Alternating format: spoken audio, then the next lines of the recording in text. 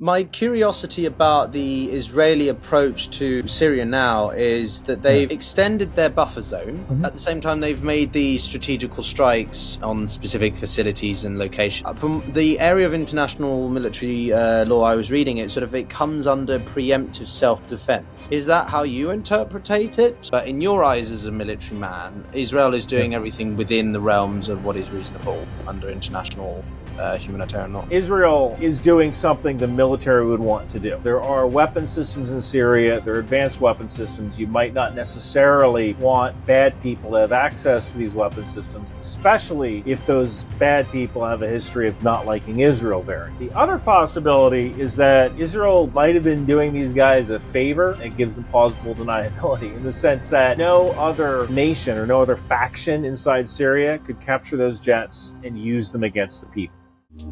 This is the Global Gambit. How you going, everybody? So we're winding down 24. I think that's what we're doing. And there's a lot of things that we talk about on the channel, but conflict, warfare, provision of information, and collaboration with fellow creators is something that I've really tried to accelerate and amplify as the year has gone on. And I'm delighted to be joined once again by Ryan Macbeth, who is, he's very famous as he just surpassed 1 million subs, which is well-deserved for all the terrific work he does, although I don't know how he does it, because every time I see there's a new video from Ryan, and I'm barely through my first one of the month. So anyway, Ryan is a fantastic content creator and an intelligence analyst and commentator for Newsmax, which is a conservative-leaning news outlet. But Ryan, you've been covering a lot of things, like me, you sort of jump around quite a lot of different things.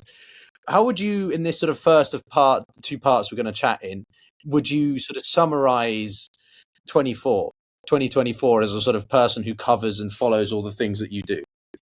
Oh boy. Easy question. That's a boy. I don't know. I think with the war in Ukraine, I don't think this is the beginning of the end, but it might be the end of the beginning. I foresee this war going on quite longer, well into 2025. If you watch Covert Cabal, which I suggest everybody watch Covert Cabal on YouTube, one of the things that you'll see is that Russia is running out of tanks. And they get satellite imagery, and they compare this satellite imagery to satellite imagery from previous years, and you can see they're running out of tanks. And I believe by 2026, mid-2026, if I remember this correctly, Russia should be theoretically out of armored vehicles. Like literally no armored vehicles left in the kind of condition which they could actually fight. So that's pretty interesting. Because that suddenly changes the dynamics, right? Because Russia, they have to be able to mass produce these armored vehicles, and one of Russia's big problems is that they don't really have any machine tool industry in their country. So if you take a look at Russia's options, they're using Western machine tools. Eventually those machine tools will break, and they may not be able to be repaired without parts from Europe. So now you have three choices. You can manufacture weapons for Ukraine. You can manufacture parts for your oil rig. That's interesting. The balloons coming up in this thing. You can manufacture parts for your oil rig, because Russia needs to export oil, and it's all Western equipment that they're using to extract oil from the ground. Mm-hmm. They need that oil to pay their troops. Sell the oil for cash, use the cash to pay the troops. And the third thing is that Russia is running out of bogies, which are those trucks that are underneath rail cars. So there's a finite number of bogies. A lot of those are Western.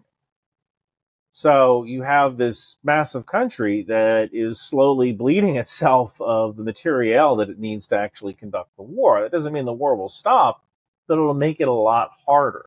I think that the Russian army is very brittle right now. Like one little change and everything can kind of flip over. Just kind of like what we saw with Assad. Assad's army was extremely brittle. On paper, they might have a lot of people, one of the major issues with Assad's army was that there was a lot of corruption, a lot of troops like paying their commander not to show up for work so they can go work a civilian job. And meanwhile, their currency is plummeting, right? So it's difficult to buy external weapons. You're hoping that Iran might give you ammunition or Russia might give you ammunition, but it's a lot harder to do when your currency is essentially worthless. I think the exchange rate was like $1 for 15,000 Syrian pounds. I think that was the exchange rate, something like that. I mean, like an absurd number. I might be wrong about that. Well, we've seen the extent to what Syria was as a country. If you look at, I think it was a piece from The Economist many years ago, because the Syrian civil war has been happening as long as I've been sort of studying and learning about geopolitics and war and conflict. And Syria was on a similar trajectory to Jordan, a lot of its surrounding neighbors, Israel. It was actually surpassing Israel in a couple of things. But yeah, as soon as the civil war began, and obviously Arab Spring, it plummeted, and it's now below. It's half its GDP per capita. Its GDP is half of what it used to be sort of 20, 30 years ago when Assad took over. So, but on the Syria point, I'm glad you brought it in, because I think it does tie in quite a lot to Russia and Ukraine, which is the bases, right? I've done a lot on Syria. People can find the videos in the description if they're interested on the impact of the bases. But Russia is withdrawing from Syria, from what I've seen in the media and OSINT footage as well. Yeah. But they cannot let these bases go, surely, because their implications for operations with Wagner in Africa are too severe, no? Like, how do you look at what's happened in Syria from the Russian perspective? It's a tough one, right? Now, any country has every right to establish treaty relations with another country and put a base there. That's just I don't want to say international law, but that's the right of a country to choose who it allies with. So in some ways, it might make sense for Syria to allow Russian bases on their soil if Russia pays. But like I said, the Russian ruble isn't doing too well right now, right? So maybe they pay in oil and gas. That could be a thing. That could be a possibility. Or maybe they pay in gold or something like that, precious metals, something that can sustain Syria's economy. I'm not entirely sure how you'd work that, but that would be an option. So I think that when you look at options, it would make sense for Syria to allow Russia to keep their bases there. But Syria might also say, those guys killed my brother. Like that. Sometimes, you might take an emotional look at the situation and say, you know what, it's not worth it keeping these people around. They killed our people. Or we want better relations with the West, and what a better way to get access to Western aid and maybe even American weapons if you tossed Russia out the window and said, you know what, we're going to go with Western weapons. We're going to try to get closer to the West. That's where our bread is buttered on when it comes to economy. So let's go that route. Well, yeah, that's for sure the case. I mean, HTS and the rebels have been the Russians were bombing the SNA as well. They don't really have much left to leverage, I think, and it's going to be quite interesting / amusing to see whether the Russians can really utilize soft power to sort of win round the rebels to let them keep the bases. But that leads me to another query that I've been seeing amongst the OSINT community, which is whether or not they could reposition them relocate them in Libya, right? I don't know how much you're familiar with that area, but do you think that could be a contingency? I mean, that Libya is pretty darn unstable. I mean, maybe that could be an option. I mean, it's going to be an expensive option. I mean, you're going to have to, the flight time is going to be increased. You're going to have to move all that infrastructure. That's kind of the question, right? Like, does the infrastructure exist to establish a base? Well, they've got, I think it's Tobruk naval base is in northeastern Libya, and so it's one-sited. Yeah. It's not necessarily just the infrastructure, but local contractors. are there local contractors in the area that will be able to supply food, right? Are there local contractors that can take away the garbage?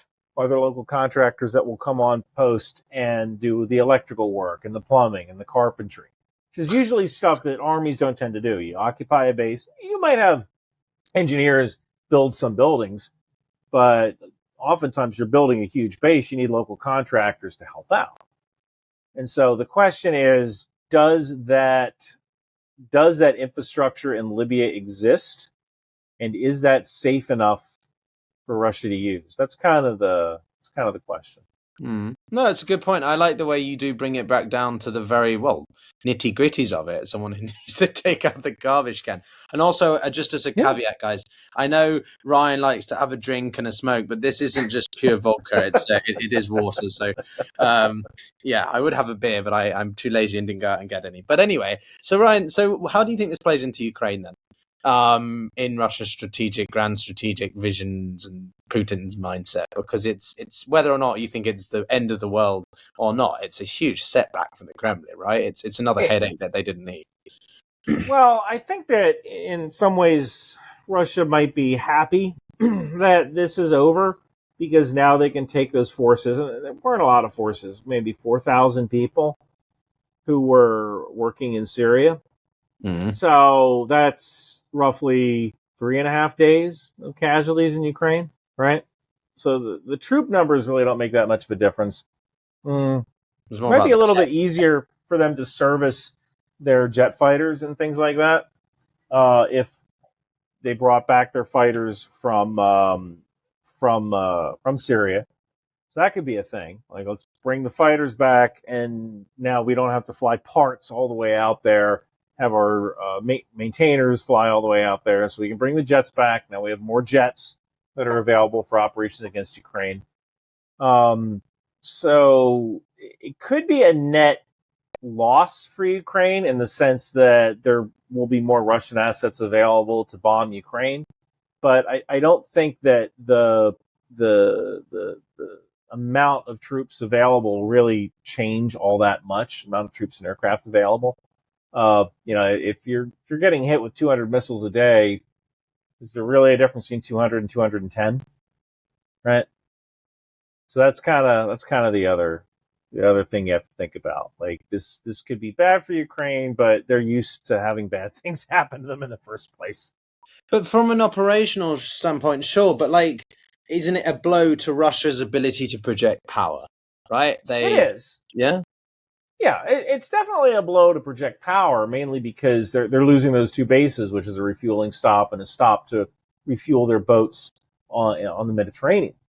So that is a blow for Russia, but unless we're talking about like this macro level of, well, Russia is helping these troops in Africa, and Africa gives Russia gold, and gold is using that to help the war. Like, yeah, I can see that all that's interconnected. Maybe the loss of a base would be an issue, but again, like there's just the fact that Russia doesn't have to worry about feeding and maintaining and sending parts and medical care and logistics, sending all that overseas. That could help a little bit on the home front because it's one less thing they have to worry about. Okay, interesting. Yeah, because I just think about it from that, Russia's been seen as the country that sort of quote unquote won out in the Syrian civil war by the fact that Assad stayed around. But now that he's gone, they've lost that footing. So I'm curious also if you've been following the developments on the sort of Turkish side, because the Russians and the Turks have a very unique relationship. I think it's like competitive, but also cooperative at times. And they've obviously tried to, I think, exploit the situation to their advantage in Ankara. So what's your view there? And with Trump coming in and Turkey trying to leverage both sides? I don't really see Russia as a factor with Turkey. I see Turkey using this as an opportunity to kill more Kurds. Okay. And that's maybe there's some sort of Russian element here.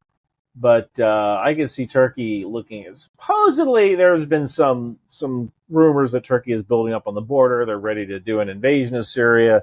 in order to kill more Kurds, because Turkey likes killing Kurds. That's kind of their thing, right? And I think of all of the winners in this conflict, it was Turkey. Now, I mean, the Syrian people, you can say the Syrian people are winners too. But if you're looking for a geopolitical winner, it's definitely Turkey, because they've kind of proved that they've become a regional power. That Turkey can use their proxies, their militias, in order to affect change in other places. And that's a very powerful thing to have, right? To have this militia that can do stuff when you want them to do stuff, especially if that thing is to fight the Kurds that you're fighting anyway. So I think, Turkey is the big winner in this. I'm not quite sure how that relates to Russia, unless it's kind of shown that Turkey is more of a regional power and Russia needs to treat them as equals. That could be a thing too. Well, I certainly think that Turkey is is the biggest winner without question. You and I both have done our own versions of sort of explaining the fallout from Syria and what could happen next. And I think Turkey is by far the biggest beneficiary. I think the interesting one is Israel, because of what they're doing now with the northeastern area. Bibi Netanyahu said he wants to double the settlement population of that expanded area of the Golan Heights in buffer zone. And they've been taking out their strategic sites, the chemical weapon infrastructure. So what's your perspective there? Because there's also another thing I want to ask you about. In some ways, Israel kind of started this. Actually, if you want to thank somebody, thank the New York Times. Thank the New York Times. And I'll tell you exactly how this happened. So back on, I think it was November 17th, 2024, Islamic Jihad fired a rocket. And that rocket landed at the Al Arabiya Hospital in Gaza. And I think there were some casualties, blew up a couple of cars as well. And the New York Times said Israel just dropped a bomb on a hospital. And they didn't correct that for I want to say 6 hours, something like that. I did a video on this. And in that moment, Israel lost the information war. It was over. Israel kind of knew that no matter what they did, the West would be against them. And the New York Times would be against them, because the New York Times didn't even bother to check. They just took it at face value. Israel blew up a hospital. I could have told them they didn't. And so what Israel decided after that was, we're not going to care about world opinion. We're not going to directly commit war crimes. But if we're being tougher, we're not going to listen to what the world says. We're just going to do what we need to do in order to eliminate the threat to our nation. So that happens. Next thing that happens is Israel essentially attrits Hamas to the point where they maybe have 2,000 or so fighters. There's still other organizations in Gaza. There's still criminal gangs in Gaza. But for the most part, Hamas has essentially been destroyed as an organization. Okay. The next thing that Israel does is they've gone, hey, this worked out pretty darn well. Let's take out Hezbollah. So Israel takes out Hezbollah, and they've attrited them as a fighting force. Hezbollah used to help Syria. So now Hezbollah has to take all of those soldiers out of Syria and bring them back into Lebanon to fight. And essentially, Hezbollah was farming XP in Syria. They were mostly fighting ISIS or Daesh, and they were genuine, honest-to-God operators. These guys were genuine, honest-to-God Hezbollah special forces. So you take that element away. Now that's one less Jenga brick in the tower of Syria, right? You have one less nation who's helping you fight. Hezbollah had to deal with their own problems. So they take their troops away. And now Israel attrits them even more. And it gets to the point where rebel forces go, hey, you know what? There's going to be a new sheriff in town on January 20th. And President Trump might cut off weapons for the Kurds. So we need to grab as much land as possible before that happens so that we can defeat the Kurds in detail when the Kurds' weapon supply runs out. We need to have our depth, our strategic depth, in order to do that. And, when you are a kid in Assad's army and you're used to getting your logistics packages every 36 hours, they push up ammunition, they push up food, they push up fuel. 36 hours comes, you don't get your log pack. And 40 hours comes, you don't get your log pack. And 48 hours comes, you haven't been fed in a while, you don't have any ammunition, or you have less ammunition. You kind of go, why am I staying? Where's our log pack? Why am I staying here? Well, it's because the guys who bring the supplies to the front, they're closer to sources of media and information, right? They're closer to radio. They're closer to panic. Now, those guys are going, hey, I'm getting out of here. I have a truck. I'm leaving. I'm done. I'm not playing Army anymore. And then the guys at the front, they realize, crap, we're not getting our log pack. Now it's 50 hours without any food. 56 hours without any food. Now they go, you know what? I'm done. I'm going home. And so I think that all goes back to the New York Times and that one article the New York Times posted about how the Israel struck a hospital when they didn't fail, and that was the domino that released all the other dominoes. Yeah. So to add on to that is. Yeah. My curiosity about the Israeli approach to Syria now is that they've extended their buffer zone, right? But at the same time, they've made these strategical strikes on specific facilities and locations. But from the area of international military law I was reading, it comes under preemptive self-defense. Is that how you interpretate it, or is this a slightly different classification? Because I feel that Israel is teetering on the edge of what is international law and what isn't at times. I know this is a highly contentious debate, but in your eyes as a military man, Israel is doing everything within the realms of what is reasonable under international humanitarian law. So I would certainly say that Israel is doing something the military would want to do.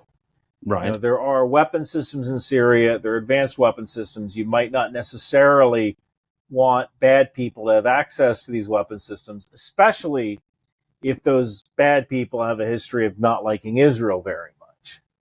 I would like to say, could you imagine if someone got their hands on high-tech missiles or jet fighters? Now, honestly, some of these jet fighters are generations old, so it's probably not that big of a deal.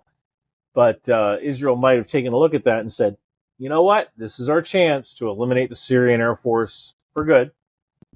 Let's do this thing. The other possibility is that Israel might have been doing these guys a favor. It gives them plausible deniability in the sense that no other nation or no other faction inside Syria could capture those jets and use them against the people. That could be a thing.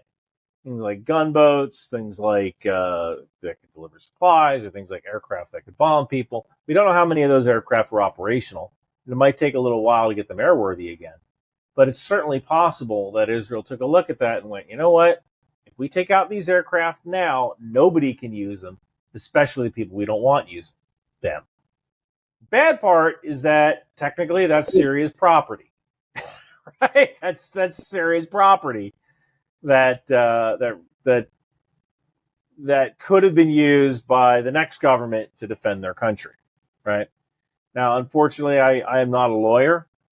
I can't give you an answer as to whether this was legal or not, but I can understand why Israel did it. But that's precisely my point, because I think that there are two different things here. You've got the strikes on the military targets, but then you've also got the physical presence on the ground and the expansion into the Golan Heights or beyond the Golan Heights. Surely they can do one, not necessarily do the other, because I feel that one is pushing the boat and the other might be more reasonable. Or you don't agree with the that? Golan Heights makes sense because that controls essentially, I'll say all of northern Israel. Capture the heights, you capture the high ground, right? And you can literally see down into Syria. It's a great place to put missile defense or something like that. So that, I get that. I understand that. As to whether that is legal or not, that's up to the lawyers. Unfortunately, I'm not one. Okay, fair enough. No, I think it's just an interesting distinction. But okay, so we were on one side of this spectrum, if you like, of winners slash relative losers. But an absolute loser is obviously the Iranians or the Islamic Republic. So you've done a fair amount of coverage of them since they struck Israel, and they've lost their plausible deniability, to come to think of that term. They've, I think, illustrated that their strategical deterrence is pretty weak. They don't have the ability to push off the Israelis from attempting, well, potentially targeting them directly. So, and they've lost their entire proxy system. So where does this leave them, right? If you were in Tehran, what would you be thinking from a military standpoint? If I was in Tehran right now, I would be thinking I need to update our military to the point where we can actually compete with the Israelis. That's kind of what I'm thinking right now. I'm thinking, it was nice to have Syria, it was nice to have proxies, but now I have to worry about Israeli aircraft coming into our airspace and doing things we don't want them to do. So I would imagine that Iran is taking a look at their surface-to-air missile systems. They're taking a look at their Air Force.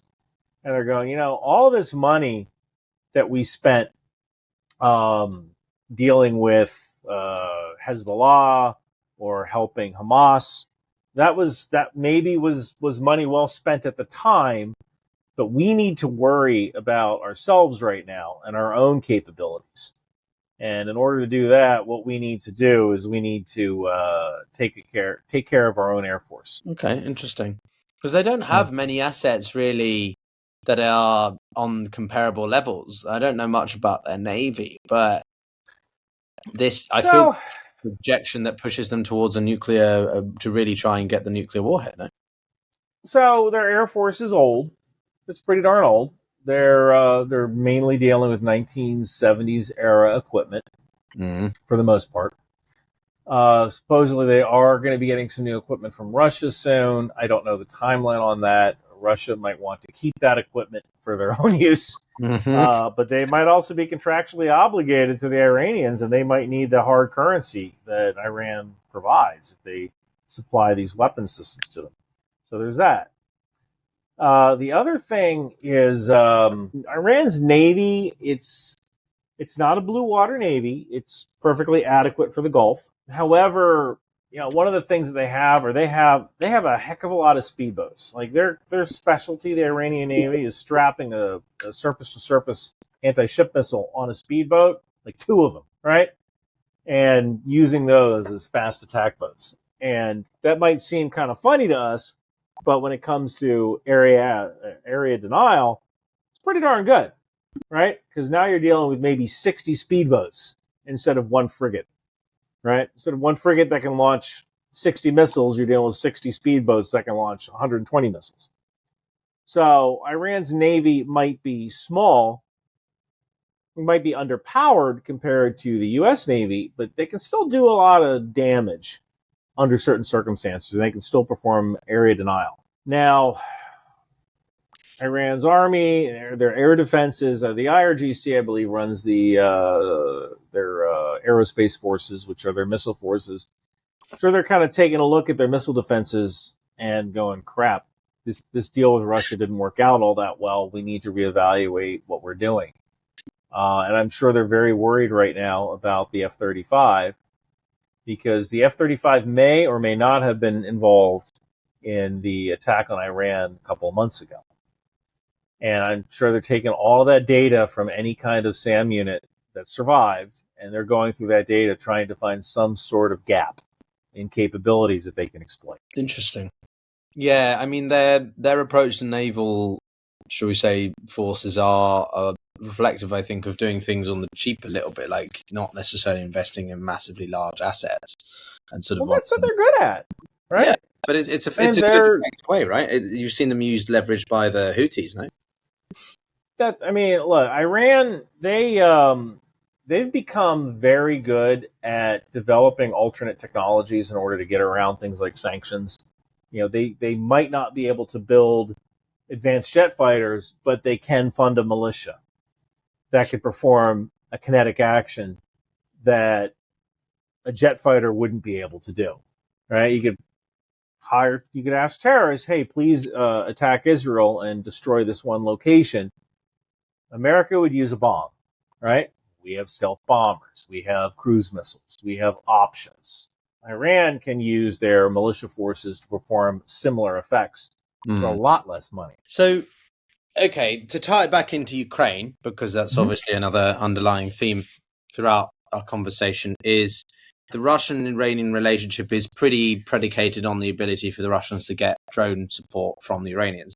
But with them now having lost so much of their proxies in the Middle East, with Russia a setback here, okay, it might not make into the military developments immediately, but these two are definitely on the sort of in a rocky situation, right? What's your take on how each of these countries' relative setbacks could play into what's happening over Ukraine? Or not? Doesn't. Well, I think now Iran is more important than ever to Russia. The question, though, is does Iran have the manufacturing capacity to keep up with the orders, right? And I could easily picture some Iranian engineers. They might really want Russia to give them additional technology for surface-to-air missiles, but Russia might be like, you know what, we need this stuff for our own right? And that's kind of an issue for Iran. So this might be a very one-sided relationship for Iran. And when it's kind of like that game Axis and Allies, right? You have what do they call them? IPCs, industrial production certificates. You have a finite number of industrial production certificates. Do you want to spend those on manufacturing stuff for Russia, or do you want to spend that on making your air defense better to fight another Israeli raid into your country? Because right now, if Israel wants to, they can pretty much fly right into Iran and do whatever they want. That is not a stable situation, right? So that's kind of something that they kind of have to think about. It's like, where should we put this production, and is sending this production toward Russia worth the costs that we're going to get in protecting our country? Well, that's one, shall we say, strategic partner, but we've also got another one in the way of North Korea, and I want to ask you a bit about that. But that's the end of part one, guys. If you want to see that, you have to join us for part two.